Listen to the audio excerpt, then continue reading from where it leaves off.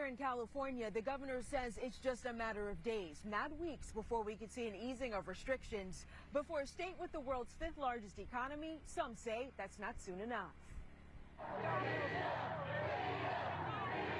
Calls to reopen California are growing louder. Open the churches, open the restaurants, free up the beach, free up the beach. LA has the most deaths. And in some places becoming violent. Then what are you doing out here spreading the disease? Oh! At the state capitol on Friday, dozens of protesters were arrested after hundreds gathered, many without face masks or social distancing, to demand the governor end stay-at-home orders. We need to open up California. This is ridiculous. And in Southern California, thousands jammed the sidewalks in Huntington Beach, calling for businesses and the beaches in Orange County to reopen. Images of crowded Orange County beaches last weekend, with thousands defying social distancing, led to the governor's order to close them temporarily. We have to be really deliberative on how we reopen this economy, and we should thank people for expressing themselves. According to a California Healthcare Foundation Ipsos poll, 75% of residents want the restrictions to continue for as long as needed. Right now, I think we need to stay hunkered down, social distancing, wash our hands forever. One county in Northern California isn't willing to wait for the governor. With no cases of COVID-19, Modoc County is the first to defy the state shutdown, reopening businesses. And when it comes to easing the restrictions here, the governor says how well Californians follow those stay-at-home orders this weekend will determine how the state moves forward. Monique?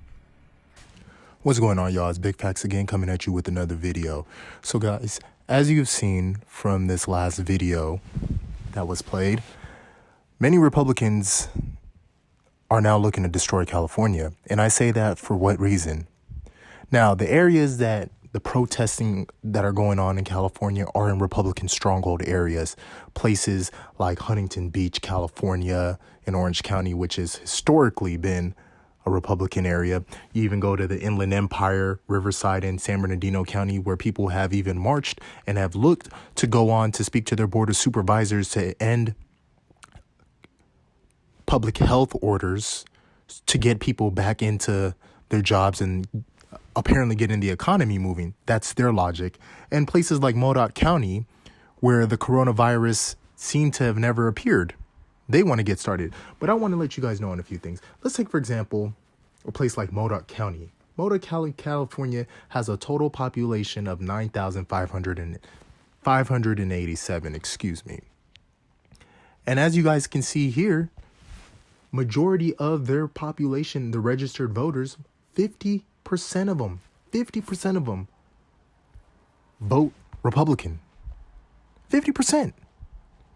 This is a Republican stronghold area. Like, this is what the Republicans want to do. They want to restart California, basically make things worse than what it is in New York, essentially bankrupt the state because our health facilities will be overran and the state will have to come in to save those. Because these people lack economic understanding. They don't realize people, healthy people, are at the center of the economic universe. If you don't have healthy people, you don't have an economy because people can't work because they're calling out sick. People are dying, so you have a lowered population. Take a look at Europe, places like Italy, or even go to Asia, go to places like Japan. They're suffering from low population numbers. This is what the Republicans want. They want to destroy California, and this is their way of doing so. They have to realize that the best way to combat this is by flattening the curve. That is the only way, the only possible way. And then you hear things like President Trump, he looks to increase protectionist measures against China by increasing our tariffs with them.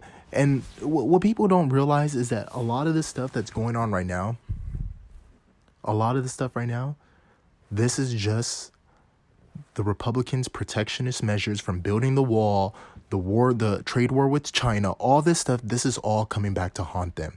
Not only just them Republicans, but now it's hurting the rest of the country because the Republican Party is a party that lacks economic understanding, lacks collaboration skills. They just lack a whole lot. Now, when you look at 2008, for example, our problem in 2008 was a slump in aggregate demand. For many of you guys who don't know, people were unemployed. People weren't really going out to spend because they lost their homes, etc., because of what happened in the financial crisis of 2008. All right. So the government had to step in. President Obama had to step in, through stimulus, quantitative easing, monetary policy with the feds, lowering of interest rates. That's what helped 2008. That's what helped us get out of that recession. Now, currently, this is different from what we see in 2008. That's what people don't realize. This is completely different. All right? Completely different. Where things like quantitative easing, lowering of interest rates aren't going to work. What we're facing is a supply shock. As you guys see, we are facing a supply shock recession, and this is one of the worst because it's being combined with a demand shock too as well. Supply chains have been broken down. Manufacturers are closing up. We have protectionist policies in place where it's not even feasible for businesses to be able to reach out to their manufacturers overseas, particularly in places like China, because the tariffs that are going to be imposed with them, coupled with the fact that they had to lay off many of their workers. So manufacturing is shut down. A lot of our productive output is really down. People aren't going on to work. Productivity is low. People have to work from home and stuff. And in some cases, not every place has a remote site that they can work from home or remote capabilities. So productivity is low. Our output is low. So we're facing a very bad negative supply shock. And now the central banks, Jerome Powell featured here, central bank chairman or the Fed's chairman, they're trying to think that by lowering rates, coming close to flirting with negative territories, they think that this is going to make things better. They honestly believe that this is going to make things better when it's not. It is definitely not going to make matters better. What will make matters better is, I'll tell you this. This list of 7. One thing we have to accept is this. No matter what we do, we are in a recession. We have to just face the facts. We just have to face the facts that the country is in a recession. And that's what they don't want to use. They don't want to use that R word, the Republicans. They don't want to face that.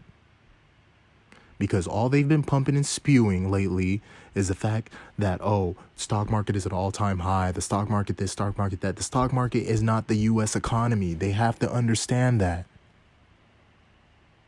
And most importantly, they have to understand that we have to take every possible measure to flatten the curve. That is the only way we are going to get out of this. We're doing everything possible by giving out unemployment checks, stimulus checks.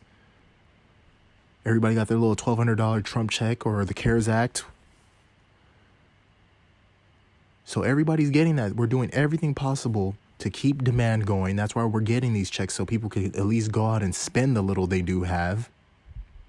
We're doing everything possible by making it cheaper for businesses, by lowering interest rates, also to help the public, and making sure that the stimulus checks that we do give out are targeted to small mom and pop businesses, small businesses. That's what makes the economy going.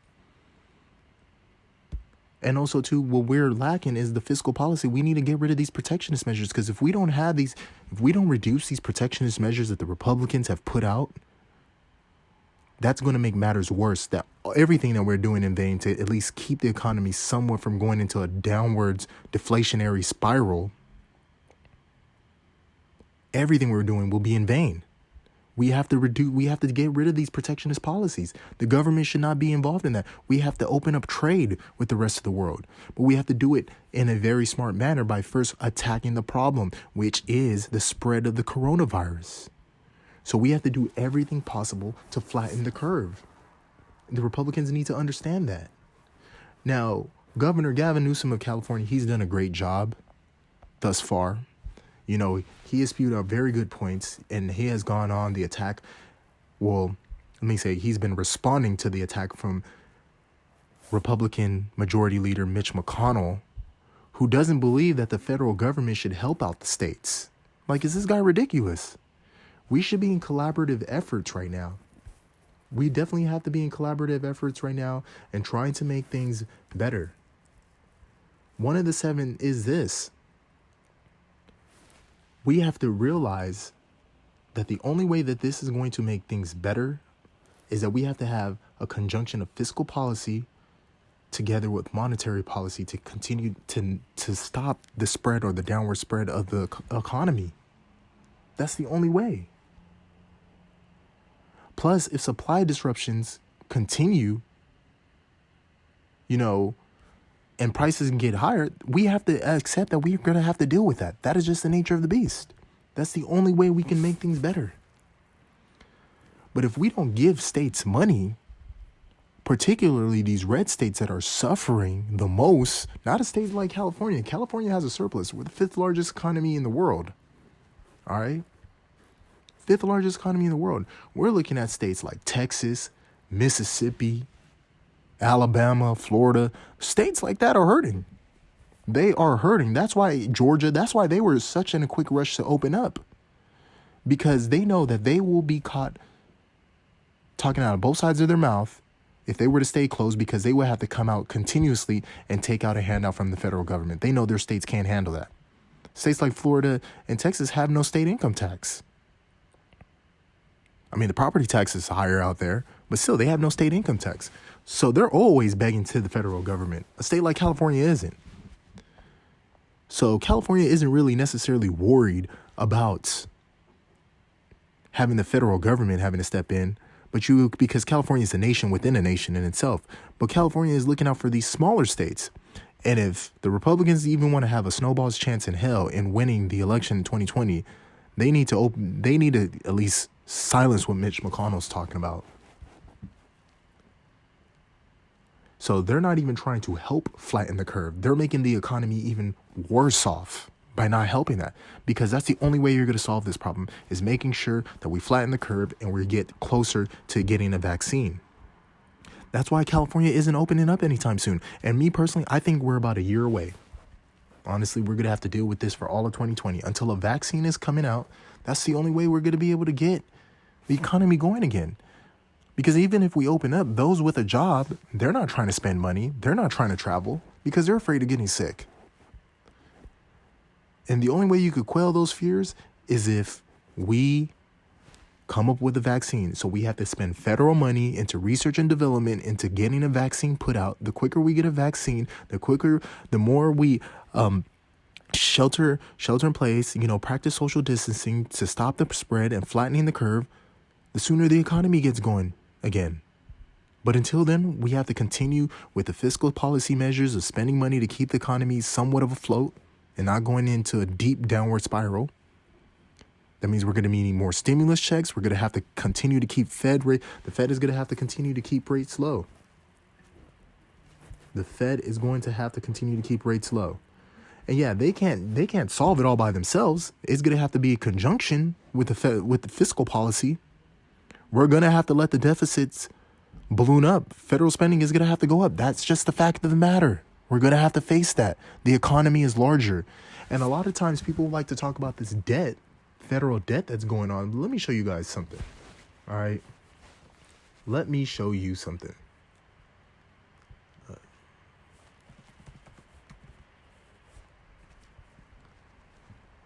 When we go into the U.S. debt clock, we're looking at our debt almost about to be at $25 trillion. That's fine. $25 trillion. Many people may say, what do you mean by that's fine? But let me show you on something here. Look at the national assets. 144 trillion. The U.S. has a total national asset of 144 trillion. Now, I'm not saying we should spend crazy, just print out free money. But in times like this is when we have to go about doing it. Not when everything was good. I did not agree with, the repos, the Fed's lowering rates, because this would have been the perfect time to institute those policies. Now we have to worry about when the economy gets going, are we going to create inflation? Are we going to continue to produce Is our output going to be enough to consume the amount of dollars that are out there without inflation occurring? Well, we have to wait and see. So when people want to bring up the debt to you, you show them this. We have U.S. national assets of $144 trillion. But I want to hear what y'all have to say. Like, comment, subscribe down below. I'm out.